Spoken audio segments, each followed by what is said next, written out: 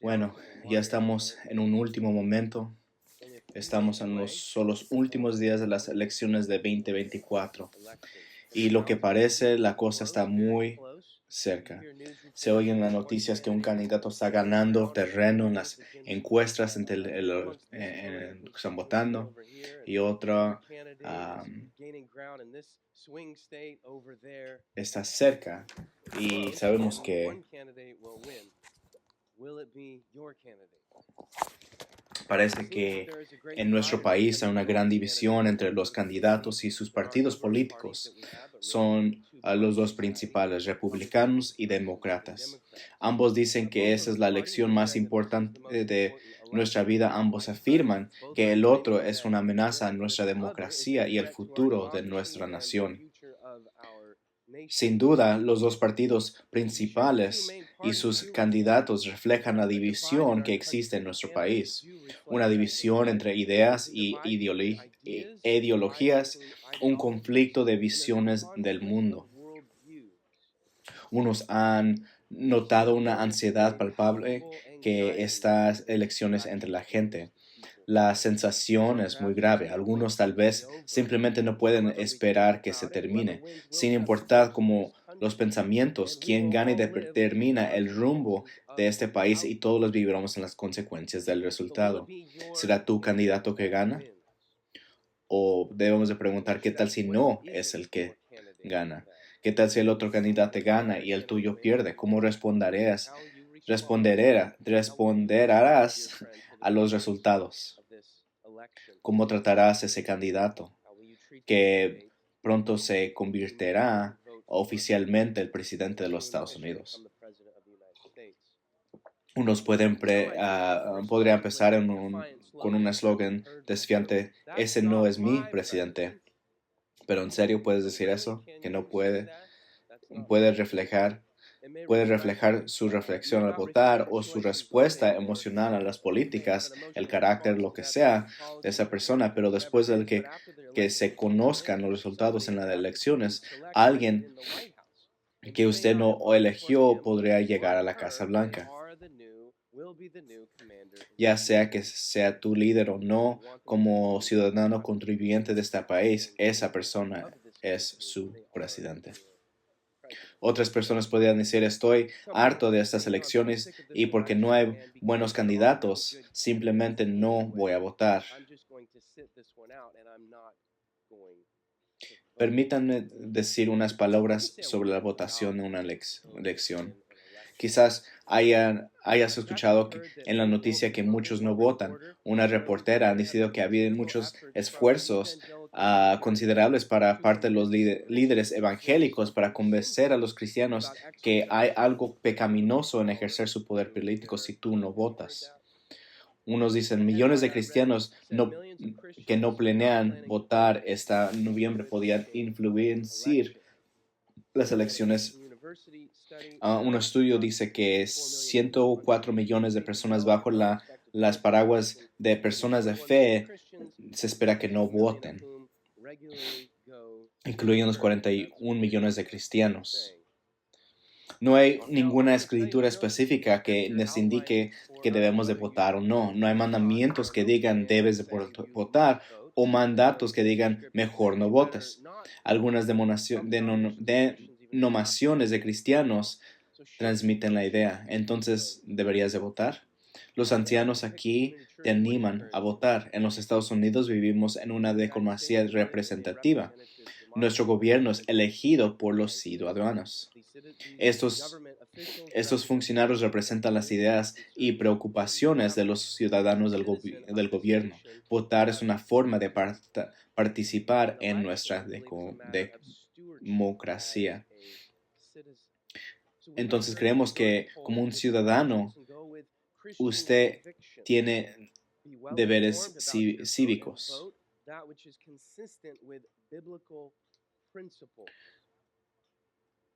De,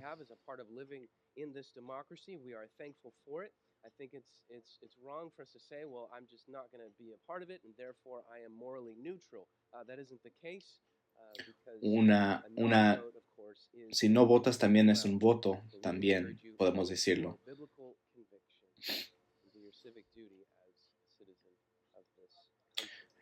Estamos hablado ya por 3 elecciones, ya podemos terminar hablando sobre esto y si Dios quiere, sí, vamos a parar. Pero debemos de hablar sobre esto porque para cristianos, no porque el gobierno es el último, pero como yo he dicho que Dios es el último, el más grande, el Dios, Él tiene un plan y está trabajando su plan para su perfecta parte. Está redimiendo las naciones para su gloria y todo va como Él lo planeó. Un día estamos esperando que el Señor Jesucristo ponga su reino. La elección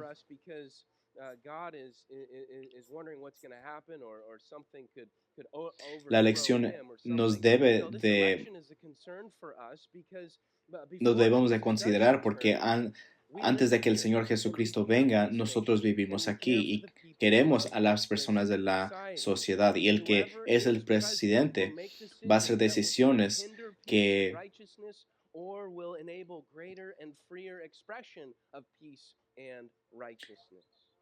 y porque el Señor tiene pensamientos del gobierno, entonces, como hemos visto, fue su idea. Por lo tanto, a Dios le interesa nuestra respuesta al gobierno porque refleja nuestra disposición a obedecer su palabra y vivir como sal y luz en este mundo. Para ningún cristiano, el próximo presidente no es lo más importante, pero lo que sí es importante para Dios es cómo tratamos el próximo presidente. Por tanto, quiero ayudar a pensar nuestros corazones para esta lección y el cambio que vendrá con ella, sin importar quién llegue al poder. Necesitamos ser cristianos fieles en este mundo en el que Dios nos ha puesto. Esta mañana vamos a seguir viendo lo que dicen las Escrituras sobre la relación del cristiano fiel con el gobierno. Por favor, vayan conmigo a 1 Pedro capítulo 2, versículo 17. Vamos a ver este texto va a ser el mayor de los textos esta mañana. Aquí hay cuatro comandos rápidos y Pedro nos ha expuesto la responsabilidad del cristiano fiel en 4 contextos de nuestra vida: social, eclesial, espiritual y política. Lo que dice, amen. Honren a todos, amen a los hermanos, teman a Dios, honren al rey. El cristiano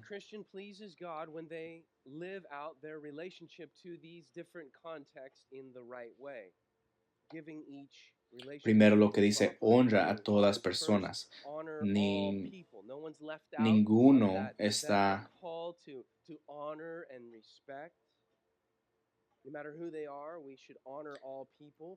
Secondly, he says when it comes to the brotherhood, when it comes to those brothers and sisters in Christ, those who are sitting in this building today who name the name of Christ, those should get your love. Honor all people, love the brotherhood. There's a special relationship that Christians have with Christians. Y luego se va a la relación espiritual, temen a Dios. Y luego después dicen, honren al rey. He does not say fear God and fear the king. He says fear God. Reverence and honor is due God. He is to be feared. Pero luego Pedro dice, honra al rey. No deshonrar, pero el rey es But the king is worthy of respect. God first, notice, king second. You can substitute the word monarch or president or premier or prime minister for the word king. But whatever the name is, those who lead a nation are God's agent for carrying out God's purposes of government. Thus, the king, president, is worthy of respect. Pedro lo limita este mandato a aquellos reyes que son dignos de decir, just o es enough to decir, command the first solo, commandment, solo a honor los your buenos father and reyes, mother. los There's a amables. contingency that if your dad is not worthy of No, honor, you don't honor him, or if your Pedro mother's not probablemente worthy of honor, you está don't honor your mother. hablando So del emperador likewise, there's not romano a contingency de la here saying época. only if the king is a good guy or a good gal Dice, you honra al honor rey. him. No, he says honor the king. Pablo a lo Peter is mejor está probably hablando speaking about sobre the el Roman emperador emperor, as we mentioned last time, Nerón. who was Nero. La madre de Nerón Nero, his se mother casó con el married the emperador Roman Claudio. emperor Claudius.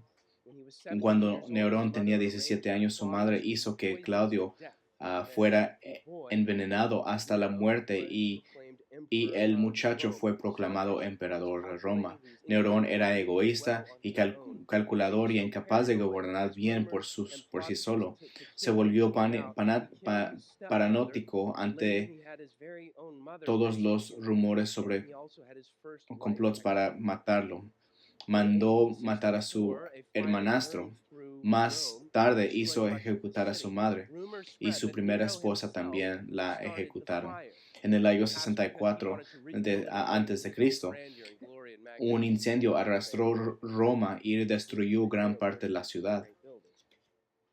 Para desviar la atención de sí mismo, el historiador táctico afirmó que Nerón culpó el incendio de los cristianos, que de todos los modos eran odiados y por lo tanto eran buenos chivos expiatorios. De nuestra manera, seguro una persecución terrible. En los jardines de Nerón, los cristianos fueron crucificados, cosidos con pieles de animales salvajes y arrojados de los perros. Pedro escribió su carta justo antes a poco después de esa terrible persecución. De cualquier manera, no era ingenuo cuando la corrupción gubernamental. Al final, tanto Pedro como Pedro pidieron a la vida a manos de Nerón. Perdieron la vida. Esta mañana quiero ciertamente en estas tres palabras clave, honra al rey. Ahora bien, ya no vivimos en el imperio romano. Quizás piense, pero no tenemos un gobernante tan malo como Nerón. Pero ¿qué pasa si tenemos un presidente que apoya el derecho a matar a los niños no nacidos y dice que el aborto es un derecho fundamental? O un presidente que es sexualmente inmoral o financieramente deseoso o descubre un presidente que apoya las cirugías trans financiadas por los contribuyentes reclusos, o un presidente que simplemente es incompetente. Bueno, la orden sigue en pie, honramos al rey. Quería predicar estos antes de los resultados. No quiero decir honren al rey con reticencia porque no me gusta quién es porque no me gusta quién es el honrar al rey. Quiero ir con este mandamiento en nuestras mentes, que honrar al rey, porque Dios nos dice que debemos de honrar al rey, quien sea quien es. Entonces, la pregunta es, ¿cómo honramos al rey? ¿Cómo cristianos cómo honramos los cristianos fieles a los líderes inmorales, cosidiosos, incompetentes o pecadores? Veremos que honramos al rey, a nuestra sumisión a las autoridades, nuestro discurso sobre ellos y nuestra súplica por ellos. Hay que ver primero la primera manera de honrar ellos, a nuestra sumisión a ellos. En 1 Pedro capítulo 2 dice, someteos por causa del Señor a toda institución humana, ya sea el rey como autoridad o los gobernadores, como enviados por él para el castigo de los malhechores y alabanza de los que hacen el bien. Por esta es la voluntad de Dios, que haciendo bien haces callar la ignorancia de los hombres insensatos, Porten, Act as free porten men. ustedes como libres, pero no usen la libertad como pretexto para hacer lo malo, sino más bien servir al Señor. Honra a todas las personas. Amad a los hermanos, temen a Dios y honran al Rey. Tenemos que volver a la sumisión. Ese es el llamado en 4 textos que tratan sobre nuestra responsabilidad hacia el gobierno. Dad al César. En Mateo 22, estar sujetos a las autoridades. Romanos 13:1, sométanse a los gobernantes y autoridades. Y Tito 3:1. Y aquí en 1 Pedro 2, es una parte muy importante de nuestro cristianismo en este mundo. La sumisión es humildad. La sumisión implica reconocer el lugar y el papel del gobierno y responder con deferencia y obediencia. Puedes ver en este texto que Pedro dice lo mismo lo que Pablo dice, porque esa es la voluntad de Dios, que haciendo el bien hagan callar ignorancia a los hombres insensatos. Cuando los cristianos hacen el bien, silencian las calumnias contra Cristo.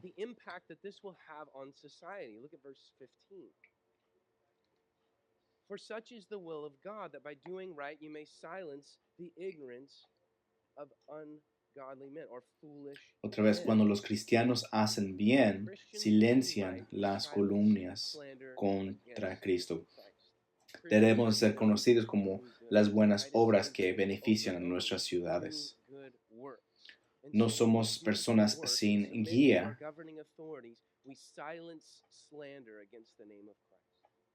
sino personas sumisas al inteligentes. Somos sabios como serpientes, pero sencillos como palomas. En Romanos 16:19 dice, pero quiero que sean sabios para el bien y inocentes para el mal. 1 Pedro 2:16 dice, por tanto, compórtense como hombres libres.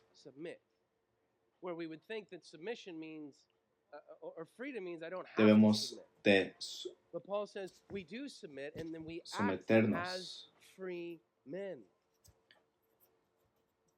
Aquí en versículo dice, por el amor al Señor. Y el 16, obrad como hombres libres, y luego después dice como esclavos de Dios. La libertad en Cristo no es una excusa para la mala conducta. El cristiano está libre de pecado y puede elegir vivir en una manera que agradaba al Señor. Juan Calvino dijo que la vida cristiana es una servidumbre libre y una libertad de servicio. Entonces, lo que Pedro nos está diciendo, que debemos actuar como hombres libres, pero no usamos esa libertad para hacer lo que queramos. Eso nomás es cubriendo lo malo. No lo hacemos para someternos a los mandamientos del Señor.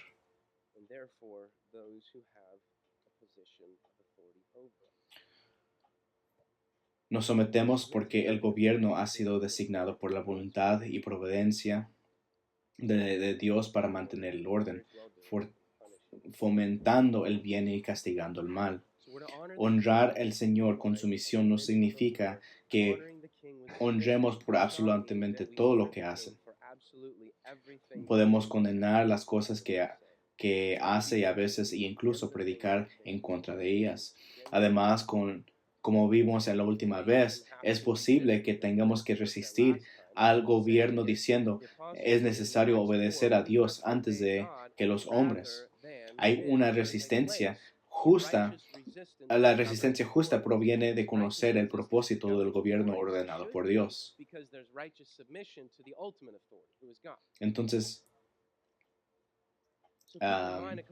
la resistencia justa es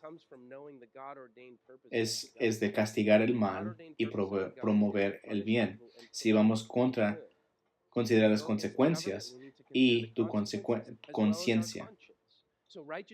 Número 2, la resistencia justa surge del conocimiento de las Escrituras. Las Escrituras te respaldan. Se está infringiendo algún mandamiento específico. Se está violando algún principio bíblico. ¿Va eso contra mi conciencia? Número 3, la resistencia justa debe de buscar el consejo de los ancianos y de otros creyentes.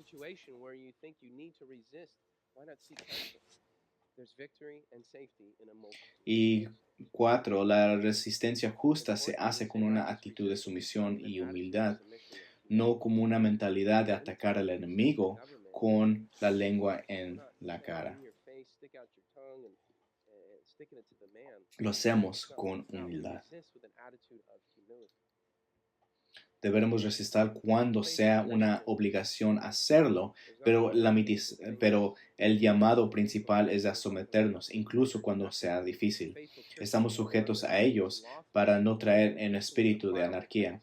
Considera la rebelión como algo contra de Dios.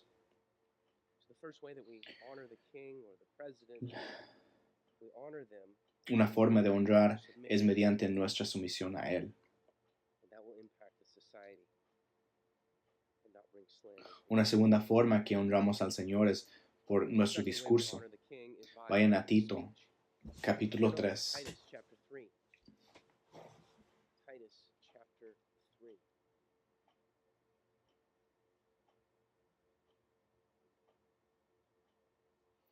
Pablo está terminando aquí su letra a los santos de Creta.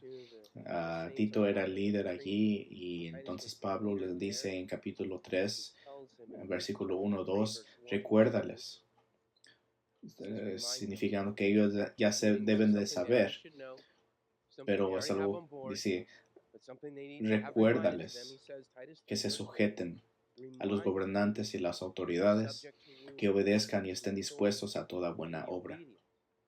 No difamar a nadie, ser pacíficos, amables, mostrando toda consideración hacia todos los hombres. Pablo habla de nuestros deberes cívicos como cristianos. Está describiendo la ciudadana piadosa en una sociedad pagana. También menciona dos palabras, gobernantes y autoridades. Esto se pretende que sea un término amplio y general. No hay un nivel específico de gobierno o funcionario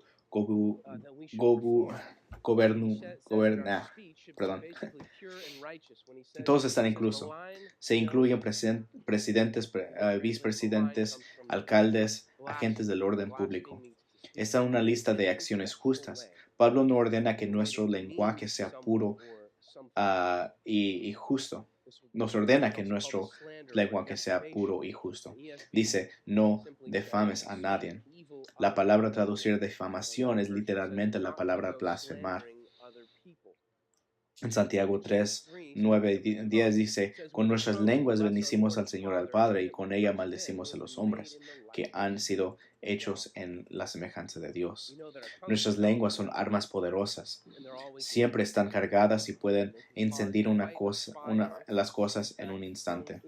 Pablo nos insista a no burlar ni difamar con los demás con nuestras palabras. No debemos involucrar los asesinatos verbales.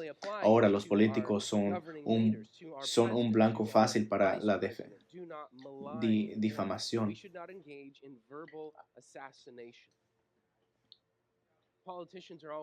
A menudo son contrarios a Dios y pueden ser objeto de amargura o ridículo.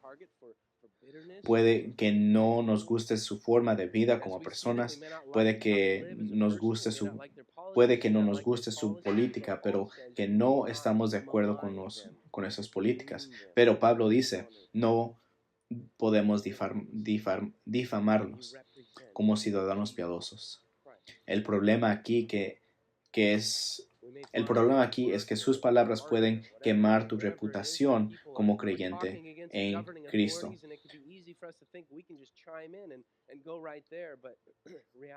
Puede que estés haciendo eco de los pensamientos y sentimientos del resto de tu multitud, pero ahora eres como ellos y difamas a los demás. John Edwards dice su resolución número 31, dice: resuelvo nunca decir nada en absoluta contra nadie, excepto cuando sea perfectamente agradable al más alto grado de honor cristiano y de amor a la humanidad agradable a la más baja humildad y un sentido de mis propias faltas y fallas y agradable a la regla de oro. Eso significa que nunca podemos decir nada negativo de otra persona. Esto no significa que debemos ser ingenuos o pensar que todos en el mundo es de buena persona. Significa que debemos evaluar honestamente a nuestras autoridades cuando cometen actos malvados y atroces. Pablo lo hace y Jesús lo hace, pero debemos ser moderados en nuestra manera de hablar en nuestros líderes. No debemos ceder a nuestra inclinación pecaminosa de decir lo peor de las personas. Pablo escribe en Romanos 12 que los cristianos no deben pagar a nadie mal con mal. Entonces, siempre que recibimos a ellos debe haber un tono de respeto hacia ellos y a cargo de que desempeñan. De todos modos, ¿de qué serviría hablar de ellos? Los deshonraría y podría descreditar nuestro testimonio al mundo. Hablemos y actuemos con respeto hacia nuestras autoridades gobernantes, así podemos honrarlas. Una tercera forma en los cristianos fieles pueden honrar el rey es a través de nuestra súplica. En 1 Timoteo capítulo 2, vemos aquí, en 1 Timoteo capítulo 2, versículo 1, aquí el Pablo está escribiendo una letra aquí a Timoteo y después dice en capítulo 2, 1, ante todo, es lo que dice, es lo que quiero. Ante todo, exhorto a que se hagan recordativas oraciones, peticiones y acciones de gracias para todos los hombres. Dice, la primera cosa que debemos de hacer es orar. Desafortunadamente, lo único que nosotros hacemos es no orar. Pero los reyes, dice, exhorto esto, oraciones, peticiones, acciones por todos los hombres.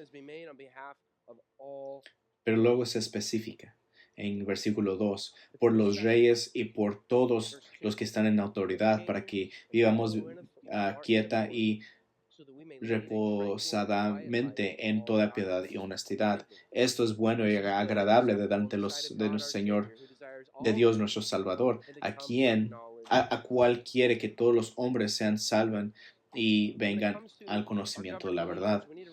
El apóstol era un hombre de oración. Pablo llama la atención sobre la oración diciendo, en primer lugar, debemos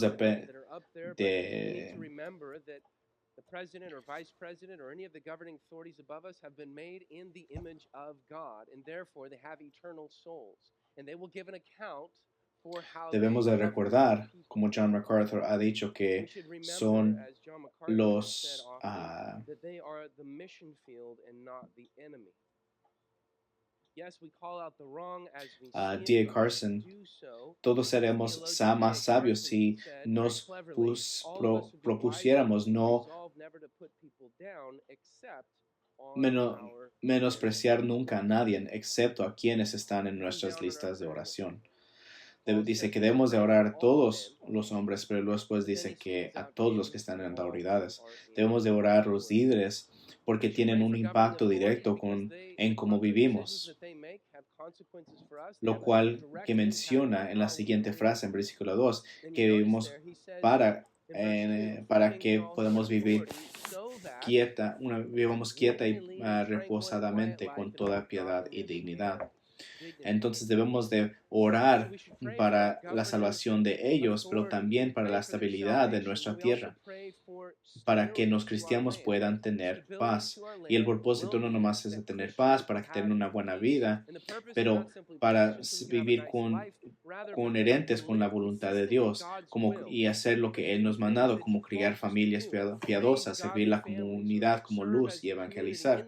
Un hombre dijo, los tiempos de agitación política y social son tiempos excelentes para morir por Cristo, pero tiempos difíciles para vivir por Él. Entonces, debemos de orar para las autoridades, para que traigan justicia, paz, libertad a la nación y la comunidad. El objeto es la paz y la ausencia de persecución para que los cristianos puedan ser cristianos y el evangelio avance sin obstáculos y libremente. No esperamos que nuestras autoridades civiles establecen el reino de Dios en la tierra, sino, embargo, leemos en Proverbios 21, el corazón del rey es como canales de agua en la mano del Señor. Él lo dirige a donde quiere. Queremos que Dios guíe, incline y dirija a las autoridades gubernamentales para que proporcionen un entorno en donde podemos distinguir el bien del mal, ver la justicia en vez de la injusticia y tener un lugar donde podemos proclamar a Cristo personalmente y públicamente. Aquí lo dice en 1 Timoteo 2:3 que esto es aceptable para Dios nuestro Señor.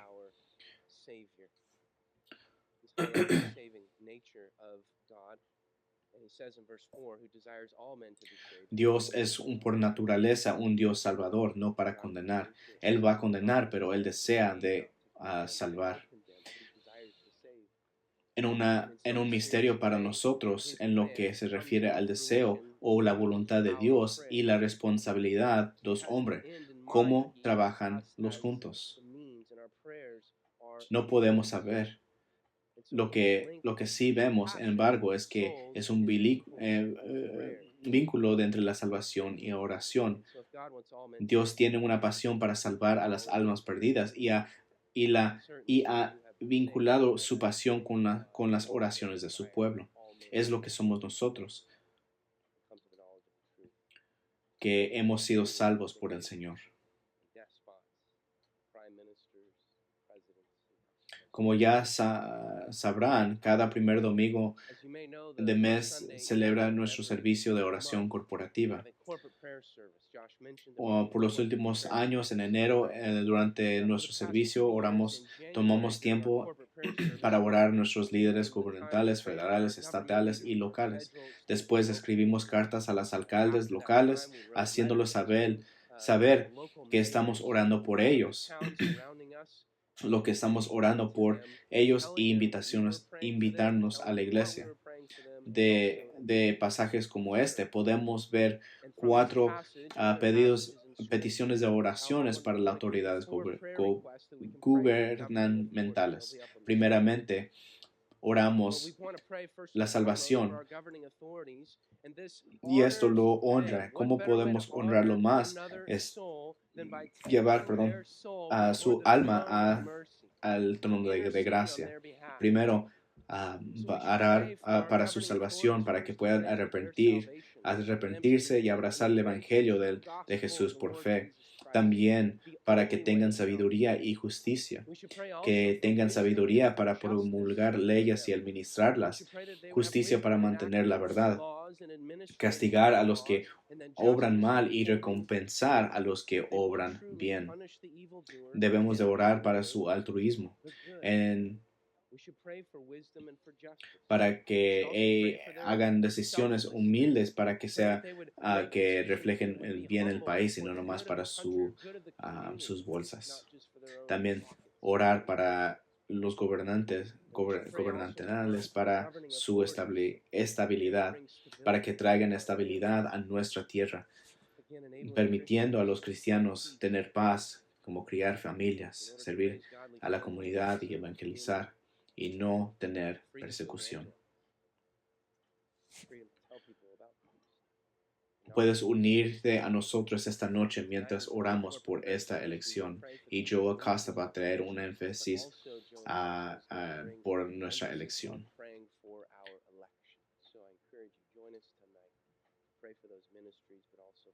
Honramos al Rey llevando a nuestras autoridades gobernantes ante el trono de la misericordia, clamando por sus almas. Entonces, ¿quién será elegido para la Casa Blanca? Lo vamos a saber y quién sea o quién ella sea, Dios nos llama a honrarlo, sea honrable o no.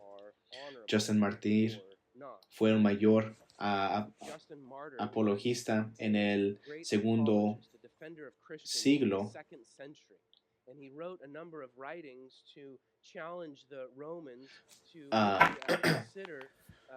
En uno de sus famosos escritos, desafió a romanos a investigar los rumores sobre la mala conducta de los cristianos. Retiró las enseñanzas de Jesús en Mateo 22:21 sobre el pago de impuestos y señaló que los cristianos deben orar por el emperador. También sostuvo que una vez que se conocieron los hechos, se descubriría que los cristianos eran ciudadanos morales, rectos y respetuosos de la ley, que son mejores aliados al imperio para garantizar el buen orden. Tenemos un honor para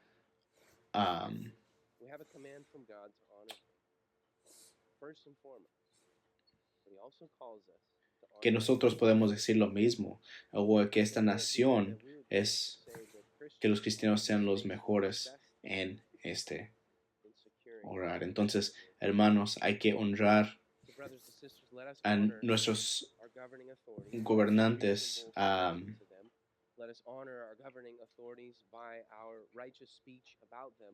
Hay que orar por oportunidades justas de votación y